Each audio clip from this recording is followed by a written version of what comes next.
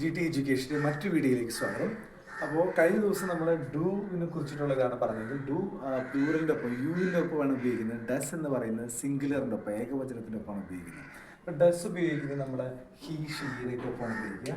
അപ്പോൾ നമുക്ക് does he go to school every day, അവൻ എല്ലാ ദിവസവും സ്കൂളിലേക്ക് പോകുന്നുണ്ടോ എന്ന് ചോദിക്കാനായിട്ട് does he go to school every day. അവിടെ does she go to school every day, അവൾ എല്ലാ ദിവസവും സ്കൂളിലേക്ക് പോകുന്നുണ്ടോ. Does Raju go to school every day, Raju എല്ലാ ദിവസവും സ്കൂളിലേക്ക് പോകുന്നുണ്ടോ. Does Rita go to school every day, Rita എല്ലാ ദിവസവും സ്കൂളിലേക്ക് പോകുന്നുണ്ടോ. അപ്പോൾ നമുക്ക് ഇങ്ങനെ അവൻ, അവൾ അല്ലെങ്കിൽ ഏതെങ്കിലും ഒരു പേരുള്ള ആള് സ്കൂളിലേക്ക് പോകുന്നുണ്ടോ അല്ലെങ്കിൽ മാർക്കറ്റിലേക്ക് പോകുന്നുണ്ട്. Does he go to market every day, does she go to market every day. ഇങ്ങനെയുള്ള ക്വസ്റ്റ്യൻസ് ചോദിക്കാനാണ് നമുക്ക് ഡസ് ഉപയോഗിക്കുന്നത്. പോകുന്നുണ്ടോ. ഇനി നമുക്ക് ഇതിൻ്റെ തന്നെ നെഗേഷൻ രീതിയിൽ ചോദിക്കാം. ഡസിൻറ്റ്, പോകുന്നില്ലേ.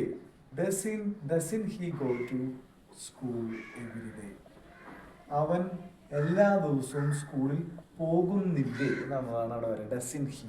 അപ്പോൾ ഈ ഡസിൻ്റെയും യൂസേജ് പഠിച്ചു വെച്ചാൽ നമുക്ക് ഇങ്ങനെ ചോദിക്കാനായിട്ട് വളരെ എളുപ്പമായിരിക്കും.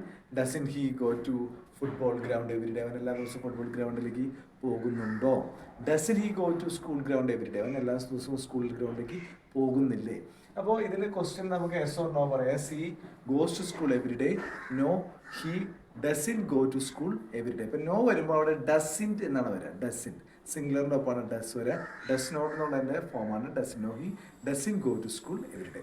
അപ്പോൾ ഈ വീഡിയോ നിങ്ങൾക്ക് തീർച്ചയായിട്ടും ഉപകാരപ്പെടുമെന്ന് വിചാരിക്കുന്നു. നിങ്ങൾക്ക് ഇഷ്ടപ്പെടുകയാണെങ്കിൽ മറ്റുള്ളവരിലേക്ക് ഷെയർ ചെയ്യുക. നമ്മുടെ ചാനൽ സബ്സ്ക്രൈബ് ചെയ്യുക. ഇനിയും പവർഫുൾ ആയിട്ടുള്ള സ്പീക്കിംഗ് ടെക്നിക്സുമായിട്ട് നമുക്ക് അടുത്ത വീഡിയോയിലേക്ക് കാണാം.